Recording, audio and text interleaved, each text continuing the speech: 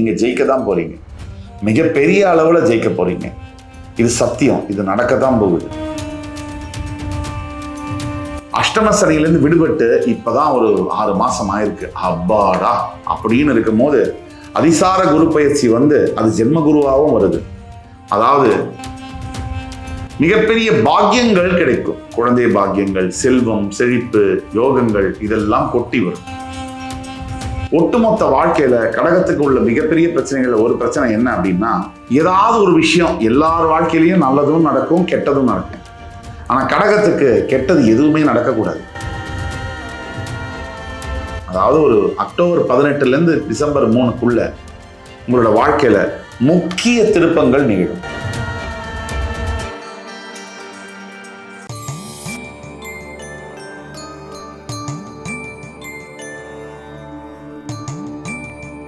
வக்ரதுண்ட மகாகாய சூரியகோடி சமப்பிரபக அவிக்னம் குருமே தேவ சர்வகாரியேஷு சர்வதா. தென்னாட்டுடைய சிவனே போற்றி, என் நாட்டவர்க்கும் இறைவா போற்றி. அன்பர்களே, நண்பர்களே, இந்த புத்தம் புதிய வீடியோவில் உங்கள் அத்துணை பேரையும் வரவேற்பதில் மிக்க மகிழ்ச்சி கொள்கிறேன். குரு பகவான் அதிசார பயிற்சி பலன்கள் 2025.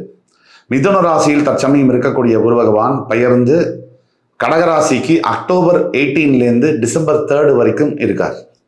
இந்த பயிற்சி பலன்கள் 12 ராசிகளுக்கு எந்த மாதிரியான பலன்களை தரும் அந்த வரிசையில் இன்னைக்கு நம்ம பார்க்க போறது கடகராசி. காலபுருஷனுடைய 4ஆம் வீடு என்று சொல்லக்கூடிய கடகராசி மாதா காரகன் சந்திர பகவானுடைய வீடு. அது மாத்ருஸ்தானமும் கூட. இங்க புனர்பூசம், பூசம், ஆயில்யம் 3 நட்சத்திரம் வரும். இப்ப கடகராசிக்கு குரு பகவான் வரார். அதாவது உங்க ராசிக்கே வரப்போறார். அக்டோபர் 18 டிசம்பர் 3 வரைக்கும் 50 நாட்கள் உங்க ராசியிலே இருப்பார். கடகராசி குரு பகவான் உச்சம் பெறக்கூடிய வீடு. இந்த வீட்டுக்கு குரு பகவான் வராரு. யாராக இருந்தாலும் எதுவாக இருந்தாலும் குரு பகவானுக்கு 2 விதமான பலன்களை நம்ம பார்க்கணும். எல்லா கிரகங்களுக்குமே பார்க்கணும், குரு பகவானுக்கு முக்கியமா பார்க்கணும். முழு சுப கிரகமான குரு பகவான் ஆண்டுக்கு ஒரு முறை பயிற்சி அடைகிறார். 12 மாசங்களுக்கு ஒரு முறை குரு பகவான் பயிற்சி ஆவார். இதுல அதிசார பயிற்சி அப்படிங்கிறதே ரொம்ப விசேஷமான பலன்கள். எப்பவும் நடக்கிற நிகழ்வு இல்லை. பல ஆண்டுகளுக்கு ஒரு தடவை தான் அதிசார பயிற்சி பலன்கள் வரும். இந்த அதிசார பயிற்சி பலன்கள் மிக விசேஷமான பலன்களை தரும். அப்ப அதிசாரம் பெற்று குரு பகவான் வரக்கூடிய, அதாவது கடகராசிக்கு ஜென்ம குருவாக மாறுவார். இதுல கலந்த பலன்கள் உண்டு. சில நல்ல பலன்கள். அதிசார குருவாக வருவதனால் மிகப்பெரிய யோகங்கள், ஜென்ம குருவாக இருப்பதனால் சில பிரச்சனைகள் அப்படி வரும். ஆனா ஜோதிடத்துல அடிப்படையில குரு பகவான் இருக்கிற இடத்தை விட குரு பகவான் பார்க்கின்ற வீடுகளுக்கு தான் வலிமை, சக்தி அதிகம். அந்த விதத்துல குரு பகவான் நன்மையே செய்வார் அப்படிங்கிற நம்பிக்கையோட நம்ம கடகராசிக்கு பேச ஆரம்பிக்கணும். கடகம் அதாவது காலபுருஷனுடைய 4ஆம் வீடு மிகப்பெரிய தலைவர்களையும், பேச்சாற்றல் மிக்கவர்களையும், எதையும் சமாளிக்கக்கூடிய, எல்லோரையும் கவரக்கூடிய, எல்லோரையும் அரவணைக்கக்கூடிய தன்மையுடையவர்கள் இருக்கக்கூடியது கடகராசி. எல்லாரையும் டக்குன்னு ஈர்த்துருவாங்க. அதுதான் கடகம். இந்த கடகராசிக்கு மிகப்பெரிய யோகம் என்னன்னா, தான் நினைச்சதை அவங்களால சாதிக்க முடியும். மிகப்பெரிய பிரச்சனைகள், சவால்கள் வாழ்க்கையில எத்தனை வந்தாலும், கோடிக்கணக்கில் பிரச்சனைகள் வந்தாலும் அதையும் தாண்டி சமாளிச்சு வெற்றி கொள்ளக்கூடிய தன்மை கடகத்துக்கு உண்டு. அது சொந்த உறவு பிரச்சனையாக இருக்கட்டும், பணப்பிரச்சனையாக இருக்கட்டும், ஆரோக்கியம் சம்பந்தப்பட்ட பிரச்சனையாக இருக்கட்டும், எதுவாக இருந்தாலும் அத்தனையும் தாண்டி ஜெயிக்கக்கூடிய வல்லமை கடகத்துக்கு உண்டு. எப்படி ஒரு இடத்துல பேசணும், எப்படி நடந்துக்கணும் எல்லாம் கடகத்துக்கு தெரியும். ஒரு பிரச்சனை என்னன்னா, நிறைய சிந்திக்கக்கூடிய விஷயங்கள், நிறைய சிந்தனை. இது ஒரு மிகப்பெரிய பிரச்சனை. ஓவர் திங்க் பண்ணாலே ஒண்ணுமே உருப்படுறது இல்லை. ஓவர் திங்க் பண்ண பண்ண பண்ண பிரச்சனைகள் அதிகமாகும். ஒரு விஷயத்தை எந்த அளவுக்கு யோசிக்கணுமோ அந்த அளவுக்கு யோசிச்சு அது நிறுத்துறது நல்லது. அது நிறுத்தாம ஓவர் திங்க் பண்ண பண்ண மிகப்பெரிய பிரச்சனைகளை நாம சந்திக்கிறோம். ஒட்டுமொத்த வாழ்க்கையில கடகத்துக்கு உள்ள மிகப்பெரிய பிரச்சனைகள் ஒரு பிரச்சனை என்ன அப்படின்னா, ஏதாவது ஒரு விஷயம் எல்லார் வாழ்க்கையிலையும் நல்லதும் நடக்கும், கெட்டதும் நடக்கும். ஆனா கடகத்துக்கு கெட்டது எதுவுமே நடக்கக்கூடாது. அவங்களுக்கு பிடிக்காது. அப்படி ஏதாவது நடந்ததுன்னா வாழ்க்கை முழுக்க அதை மறக்கவே மாட்டாங்க. மறக்கிறது தான் வாழ்க்கை. நினைவுல வச்சுக்கிறது வாழ்க்கை இல்லை. எதை மறக்கணும், எதை நினைவுல வச்சுக்கணும். அடுத்தவங்க நமக்கு செஞ்ச கெட்டதை நினைவுல வச்சுக்க கூடாது. அடுத்தவங்க நம்ம செஞ்ச நல்லதை நினைவுல வச்சுக்கணும். இதுதான் வாழ்க்கை. கடகராசி தற்சமயம் அஷ்டம சனியிலிருந்து விடுபட்டு இப்பதான் ஒரு 6 மாசம் ஆயிருக்கு. அப்பாடா அப்படின்னு இருக்கும் போது அதிசார குரு பயிற்சி அது ஜென்ம குருவாகவும் வருது. அதாவது அதிசார குரு பயிற்சியினுடைய பலன்கள் கடகராசிக்கு எப்படி இருக்கும் அப்படின்னு கேட்டீங்கன்னா 5 பாயிண்ட்ல கிளீனா சொல்லிடலாம். மிகப்பெரிய அளவுல தெளிவு ஏற்படும் மனதுல, மிகப்பெரிய அளவுல பண வரவுகள் இருக்கும், மிகப்பெரிய காரியங்கள் நடக்க முடியாத தடை போட்டு தாமதப்படுத்தி வருடங்களா காத்திருக்கக்கூடிய விஷயங்களும் எளிதாக நடக்கும், சும்மா ஈஸியா நடக்கும். மிகப்பெரிய பாக்கியங்கள் கிடைக்கும், குழந்தை பாக்கியங்கள், செல்வம், செழிப்பு, யோகங்கள் இதெல்லாம் கொட்டி வரும். ஆனால் ஜென்ம குருவாக வரும்போது சில சமயங்களில் சிலருடைய ஜாதகத்தை பொறுத்து இந்த பாக்கியங்களை அனுபவிக்கக்கூடிய யோகம் இருக்கா இல்லையா அவங்களுக்கு, அதை நம்ம தெரிஞ்சுக்கணும்.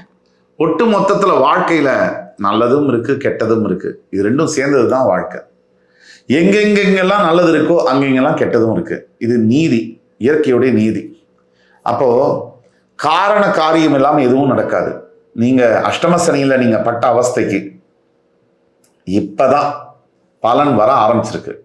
இன்னும் கொஞ்ச காலம் நீங்க காத்திருக்கணும். அதாவது ஒரு அக்டோபர் 18ல இருந்து டிசம்பர் 3க்குள்ள உங்களோட வாழ்க்கையில முக்கிய திருப்பங்கள் நிகழும்.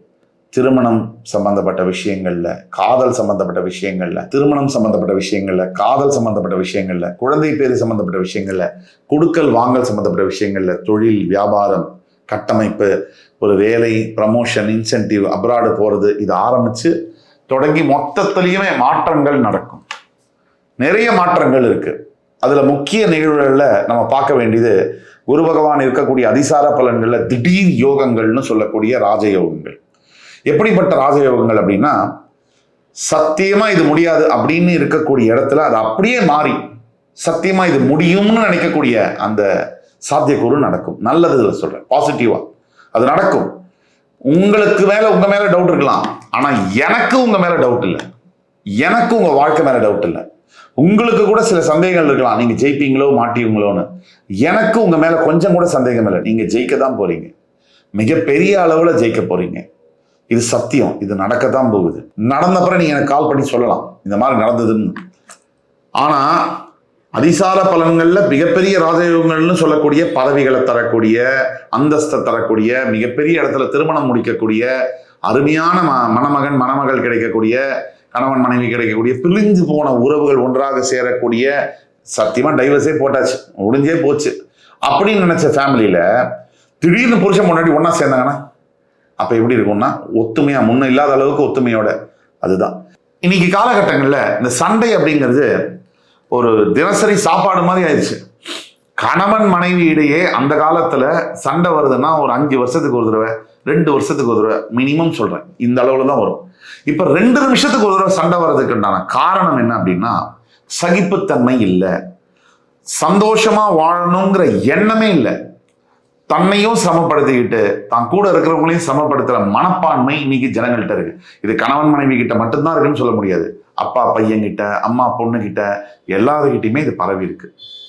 இந்த நெகட்டிவ், அதாவது நம்மளை சுத்தி நடக்கக்கூடிய நெகட்டிவான விஷயங்களோட தாக்கம் ஒவ்வொரு மனிதர்கிட்டையும் இருக்கு. பேப்பர் எடுத்தா நெகட்டிவ் நியூஸ், டிவியை போட்டா நெகட்டிவ் நியூஸ், சீரியலை திறந்தா அதை விட கேட்க வேண்டாம், எல்லாமே நெகட்டிவ்.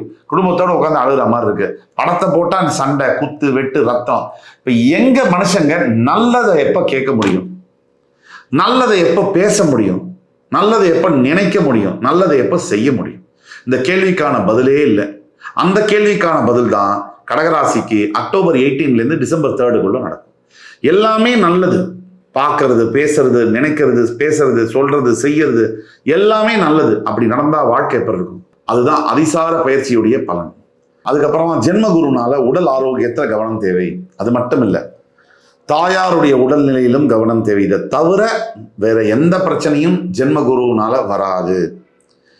கையில காசை அனாவசியமா செலவழிச்சிங்கன்னா ஜென்ம குருவும் தேவையில்லை, எந்த குருவும் தேவையில்லை, கட்டாயம் பிரச்சனை வரும்.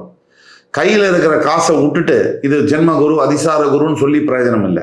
காசை காப்பாத்திக்கிறது அவங்கவுங்க கையில இருக்கு. சம்பாதிக்கிற காலத்துல காட்டு இருக்கும் போதே தூத்திக்கணும், காட்டு இருக்கும் போது தூற்றிக்கொள்ளுன்னு சொல்ற மாதிரி நீங்க சம்பாதிக்கிற காலத்துல சேர்த்து வைக்கணும். சம்பாதிக்கிறதெல்லாம் செலவு பண்ணிட்டு பின்னாடி சம்பாதிக்க முடியாத காலத்துல நான் அப்படி சம்பாதிச்சேன், நான் அப்படி இருந்தேன், இதெல்லாம் பேசி 10 பைசா பிரயோஜனம் இல்லை. ஆக 2 இப்ப பார்வைகளை பத்தி பேசுவோம். குரு பகவானுக்கு 5, 7, 9 பார்வைகள் உண்டு. அதுல முதல் 5ஆம் பார்வை விருச்சிக ராசியில விழுது. இந்த 5ஆம் பார்வையினால உங்களோட 5ஆம் வீடு விருச்சிக ராசி மேல பார்வையும், 7ஆம் பார்வையினால மகர ராசி உங்களோட 7ஆம் வீடு அது மேல இருக்கிற பார்வையும், 9ஆம் பார்வையினால உங்களோட 9ஆம் வீடு மீன ராசி மேலேயும் கச்சிதமா விடுது. இந்த 5 பூர்வ புண்ணியஸ்தானம், 7 கலத்திரஸ்தானம், 9 பாக்யஸ்தானம், இதெல்லாம் லக்னத்துக்கு பார்ப்போம் முக்கியமா. ஆனா ராசிக்கும் நம்ம எடுத்துக்கலாம் ஒரு 25-30%. அப்படி எடுத்துக்கும் போது இந்த 5ஆம் பார்வையினால பூர்வ புண்ணியஸ்தானத்து மேல ராசியின் 5ஆம் இடத்துல பார்வை விழும்போது எக்கச்சக்க நன்மைகள் உண்டு.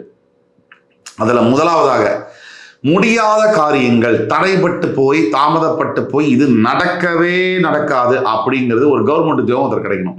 2 வருஷமா பெண்டிங் இருக்கு, டக்குன்னு கிடைக்கும்.